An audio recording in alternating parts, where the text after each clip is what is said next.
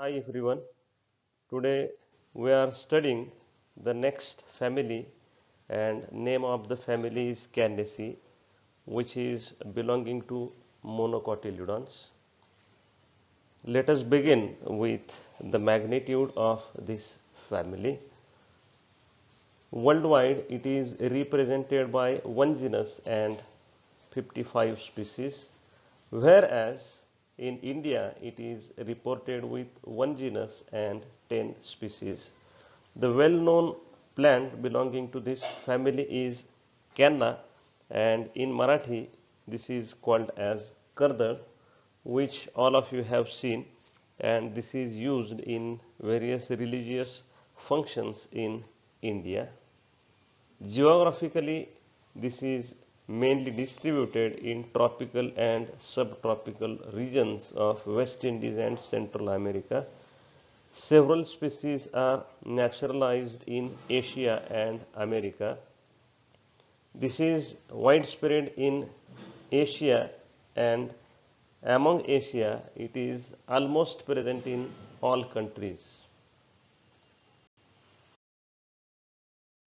Here we will study vegetative characters of the family.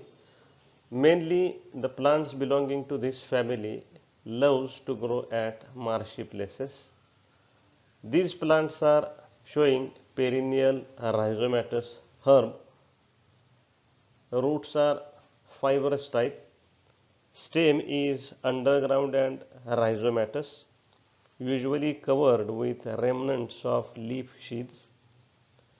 Leaves are qualine, simple, oblong or broadly elliptic, but they are alternate, spirally arranged, exstipulate, flat or rolled with sheathing petiole with distinct midrib containing air canals. Parallel convergent lateral veins means parallel venation is there, as this is belonging to monocotyledons. Inflorescence is terminal, raceme or panicle or spike, and it is differing from species to species. Flowers are showy. Showy means big or large, which can easily be seen or recognized. They are bracteate as well as bracteolate. They are either sessile or subsessile, which is differentiating from species to species. But flowers are complete, bisexual. Epigynous means ovary is inferior, trimerous, and they are irregular. Perianth tepals are 6, usually differentiated into two whorls of 3 each, means 3 plus 3 conditions, 3 outer and 3 inner. Outer whorl is composed of 3 herbaceous, more or less green to purple sepaloid tepals. You can either call as sepal to these, which are persistent in fruit. The inner form of 3 herbaceous, green to purple, but much longer than outer sepaloid form, which is you can call as petals also, but most of the times outer 3 and inner 3 are considered as tepals, but you can take a liberty to call that outer as calyx, inner as corolla. So they are erect and basally connate. Connate means fused. Tepals are unequal, means height wise and size wise they are unequal, they are not of same size. We can see all these figures in next few slides, but estivation of perianth is always imbricate.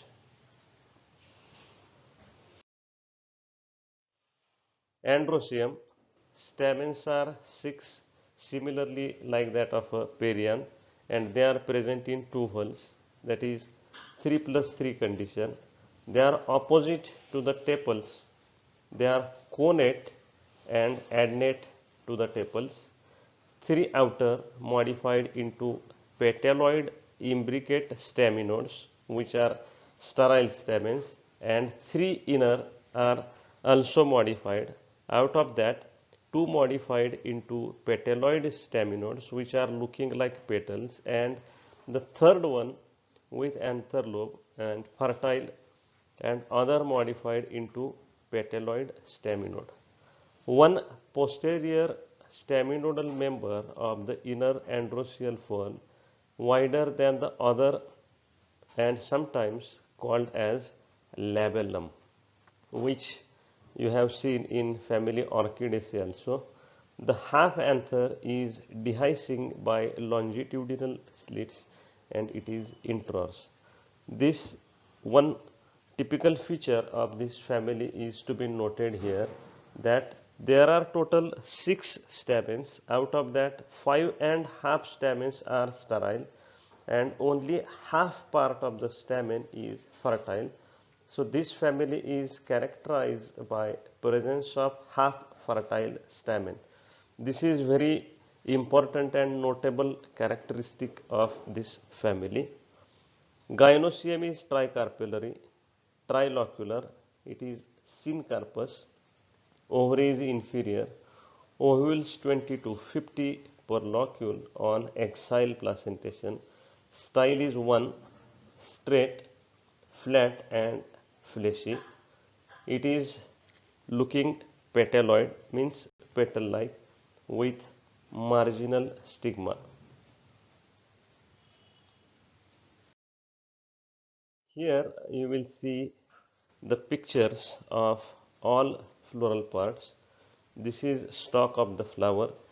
Here you will see ovary.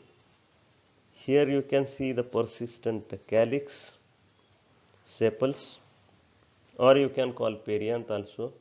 These are the petals. This either you can call perianth or you can call petals.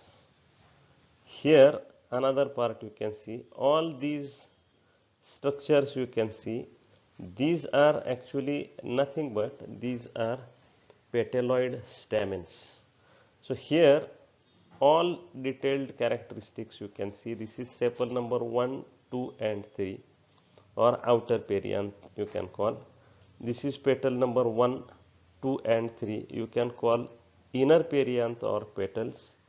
These are staminodes where you can see this is 1, second, third, and the other one which is curved and that is called as a labellum.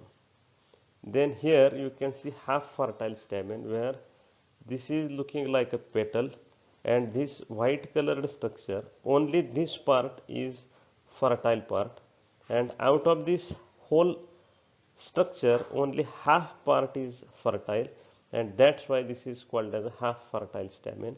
And this is, you can see, this is style and this is stigma. So if you look here at this marginal position, this is actually stigma of this, and hence the stigma of this flower is considered as marginal. Here we will study about floral formula and floral diagram.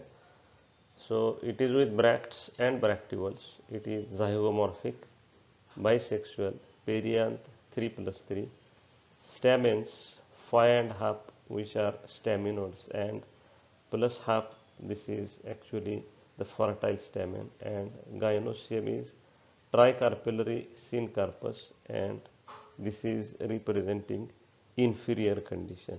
Here you can see calyx, calyx, calyx or outer perianth, corolla, corolla and corolla or inner perianth. These are the staminodes, and this is half fertile stamen, and this is ovary with style and marginal stigma. Similarly, here you can see this is calyx, calyx, calyx, then corolla, corolla, corolla. These are actually stamens, labellum. This is half fertile stamen, and this is tricarpillary syncarpous ovary. Only one thing is missing in this floral diagram, that is bracts is not shown and bracteoles are not shown. That's it. Fruits are usually capsule. Here you can see the capsule, and here it is persistent calyx. It is crowned by persistent tepals or persistent calyx, and you can see it is looking warty due to presence of some membranous sheath over it. Seeds are many in number in each fruit. They are black with thinly endospermic with starch. Here you can see the seeds, and here you will see in a cross section of the seed that here is embryo and here a white colored endosperm is present. Distinguishing characteristics of the family: these are perennial herbs. Leaves caulline with sheathing petiole. Flowers are bisexual and showing trimerous symmetry. Perianth is sepaloid. Stamens are 6 in number, out of that 5.5 are sterile and petaloid, and only half of that is fertile. Style is flattened with marginal stigma, and that is looking petaloid, means petal like. Fruits are warty. Seeds with hard endosperm. Now let's have a look over systematic position of this family according to Bentham and Hooker's system of classification. So division is phanerogams because flowering plants. Class is monocotyledons, embryo with one cotyledon and leaves are with parallel venation. Series is epigyne because ovary is inferior, and family is Canaceae, where all the distinguishing characteristics we just seen in previous slide. And some of the economically important plants belonging to family Canaceae, out of that Canna flexidata, Canna indica, Canna orchioides and Canna edulis. Most of the plants belonging to this family are grown as ornamental plants. This plant you can see Canna edulis, which yields starch from its rhizome, and it is used as a diet for infants. This is a common Canna indica we generally use in religious functions in Hindu religion. So these are few of the economic importances of this family, and this way we have finished this family.